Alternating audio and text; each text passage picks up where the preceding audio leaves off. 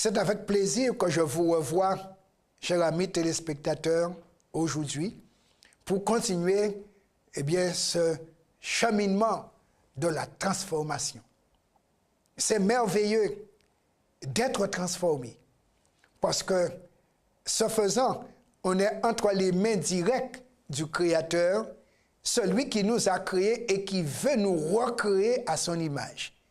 Il travaille bien sûr en collaboration avec Jésus, le Sauveur, qui a versé son sang et qui prie pour nous, et le Saint-Esprit qui est là en nous pour nous consoler de nos blessures faites par le péché, pour nous rassurer quant à la victoire possible sur le péché. Car quand nous avons le Saint-Esprit en nous, Jésus nous dit, nous sommes affranchis du péché, on n'est plus esclaves de Satan, on est propriété divine en devenant enfants de Dieu. Nous devenons donc héritiers de Dieu, devant entrer dans l'héritage céleste. Aujourd'hui donc, nous allons poursuivre les 5 composantes et voir la suite de proclame et récolte pour faire des disciples. Dans Acte 8, nous allons voir cette notion de proclamation et de récolte. Remarquez bien, ces 5 composantes, ce ne sont pas les hommes qui l'ont inventé, mais ce sont des éléments qui font partie du plan de la rédemption, du plan du salut et de la vie de l'Église de Jésus, qui est le théâtre, l'endroit où il se plaît à déverser sa grâce pour réaliser le salut. Nous lisons dans Acte 8, versets 26 à 40. Un ange du Seigneur, s'adressant à Philippe, lui dit, « Lève-toi et va du côté du midi sur le chemin qui descend de Jérusalem à Gaza, celui qui est désert. » Il se leva et partit. Et voici un Éthiopien, un eunuque, ministre de Candace, reine d'Éthiopie, et surintendant de tous ses trésors, venu à Jérusalem pour adorer, s'en retournait aussi assis sur son char et lisait le prophète Ésaïe. L'Esprit dit à Philippe, « Avance et approche-toi de ce char. » Philippe accourut et entendit l'Éthiopien qui lisait le prophète Ésaïe. Il lui dit, « Comprends-tu ce que tu lis? » Il répondit, « Comment le pourrais-je si personne ne me guide, si quelqu'un ne me guide? » Et il invita Philippe à monter et à s'asseoir avec lui. Le passage de l'Écriture qu'il lisait était celui-ci. « Il a été mené comme une brebis à la boucherie, et comme un agneau muet devant celui qui le tond, il n'a point ouvert la bouche. Dans son humiliation, son jugement a été levé, et sa postérité, qui la dépeindra, car sa vie a été retranchée de la terre. » L'eunuque dit à Philippe, « Je te prie, de qui le prophète parle-t-il ainsi? Est-ce de lui-même ou de quelque autre? » Alors Philippe, ouvrant la bouche et commençant par ce passage, lui annonça la bonne nouvelle de Jésus. Comme ils continuaient leur route, ils rencontrèrent de l'eau, et l'eunuque dit, « Voici de l'eau, qu'est-ce qui empêche que je sois baptisé? » Philippe dit, « Si tu crois de tout ton cœur, cela est possible. » L'eunuque répondit, « Je crois que Jésus-Christ est le Fils de Dieu. » Il fit arrêter le char. Philippe et l'eunuque descendirent tous deux dans l'eau, et Philippe baptisa l'eunuque. Quand ils furent sortis de l'eau, l'Esprit du Seigneur enleva Philippe, et l'eunuque ne le vit plus, tandis que joyeux, il poursuivait sa route. Philippe se trouva dans Azote, d'où il alla jusqu'à Césarée, en évangélisant toutes les villes par lesquelles il passait. Nous voyons, chers amis auditeurs, comment se vit cette composante proclame et récolte. Et nous observons que l'humain, comme je l'ai dit, n'est qu'une main auxiliaire de Dieu. Dieu veut sauver un Éthiopien. Et c'est le premier noir que la Bible mentionne qui aurait été baptisé. Et il n'est pas juif, il sort jusqu'en Éthiopie, il est venu pour adorer. Et ce n'est pas n'importe qui, c'est un ministre. Mais de là où il est, il a reçu une copie du livre du prophète Ésaïe, et il sait que le salut, c'est à Jérusalem. Imaginez le nombre de kilomètres à faire en char d'Éthiopie à Jérusalem juste pour adorer Dieu. Heureusement, aujourd'hui, on n'a pas besoin de faire autant de distance pour adorer Dieu, puisque là où on est, Dieu envoie l'évangile pour qu'on puisse rencontrer Jésus et adorer. Nous soulignons un fait. Il y a un ange, l'ange qui accompagne ordinairement l'Éthiopien, qui voit que l'Éthiopien lit, mais qui a accompagné l'Éthiopien à Jérusalem, qui accompagne l'Éthiopien de retour chez lui, qui connaît Philippe aussi, et qui va trouver Philippe pour dire, écoute, avance vers ce char. Et Philippe, heureusement, il a obéi. Et il est important pour les disciples de Jésus d'être soumis à l'Esprit, d'être soumis à Dieu. Car quand on appartient à Dieu, on ne peut discuter les directives de Dieu. Et quand un chrétien ne va pas où Dieu l'envoie, vous voyez quel peut être le résultat?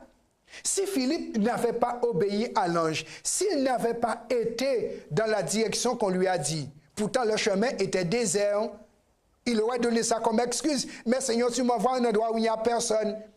Mais quand Dieu envoie, il ouvre la voie.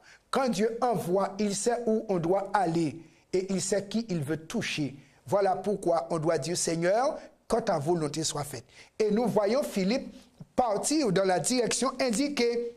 Et il n'y a pas de hasard dans la vie des enfants de Dieu. Philippe va croiser l'homme qui roule en char et lui, il est à pied. N'est-ce pas formidable?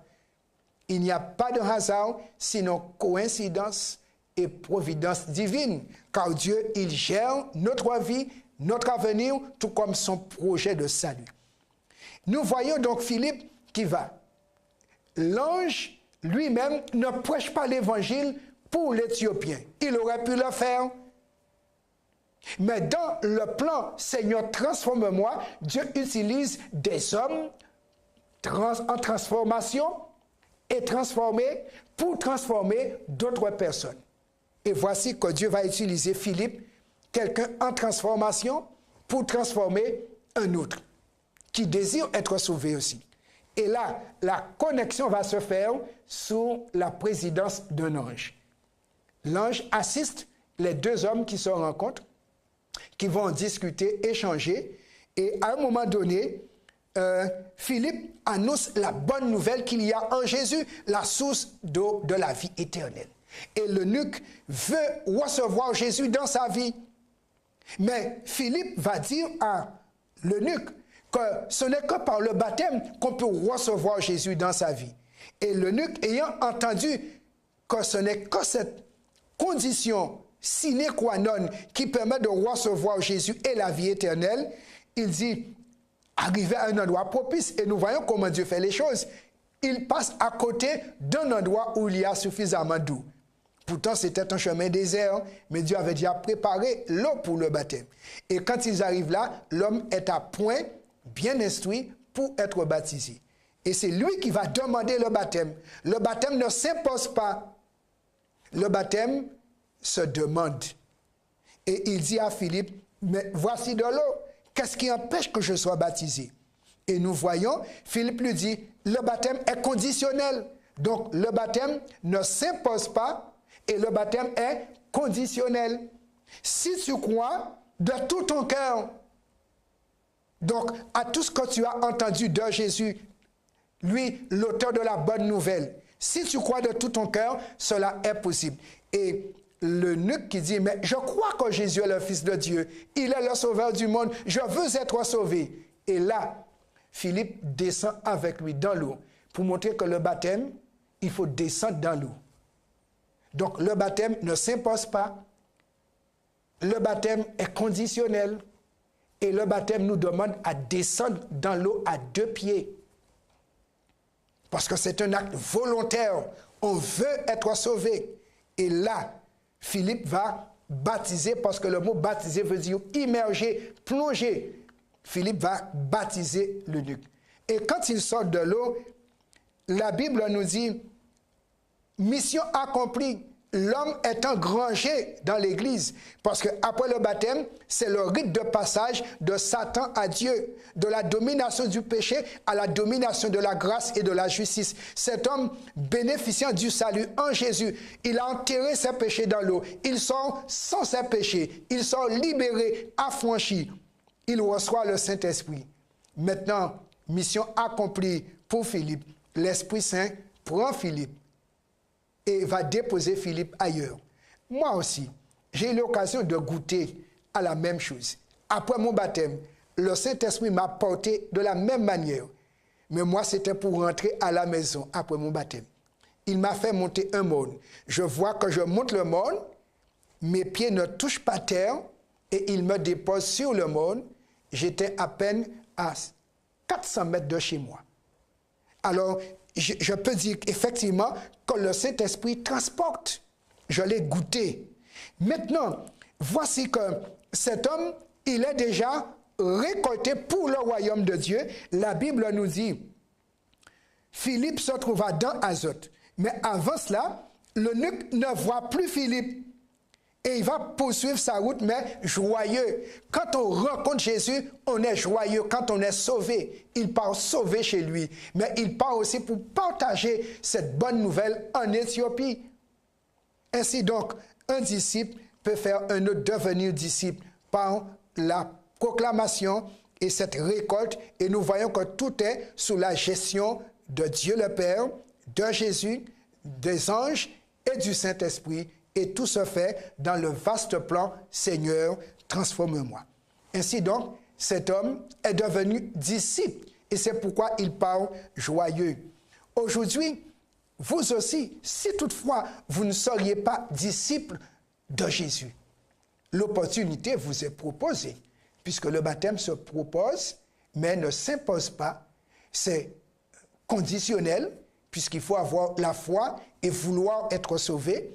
Et dans cette condition, alors, si on veut être sauvé, l'Esprit est disposé à nous accepter lorsque nous descendons dans l'eau et en ressortant de l'eau, l'Esprit, il entre dans notre cœur, nous devenons son temple permanent et nous devenons temple ambulant de Dieu. Et où que nous allions, nous sommes des missionnaires de Dieu, des mains auxiliaires de Dieu pour dire « Venez au royaume, venez au salut ».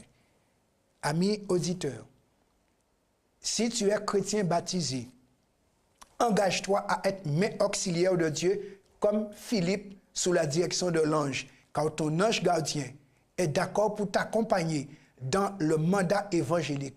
Allez et faites de toutes les nations des disciples. Si tu n'es pas encore disciple engagé avec Jésus, le temps est encore propice, il est encore favorable de devenir disciple de Jésus et d'entrer dans ce grand schéma de salut. Seigneur, transforme-moi. Puisse le Seigneur nous aider tous. Prions. Éternel, merci pour ta grâce qui est disponible. Merci pour ton appel qui retentit encore aujourd'hui. Merci pour la transformation qui est possible pour chacun.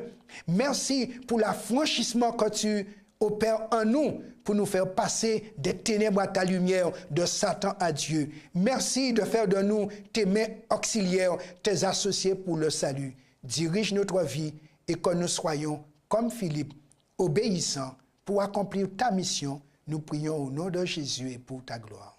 Amen.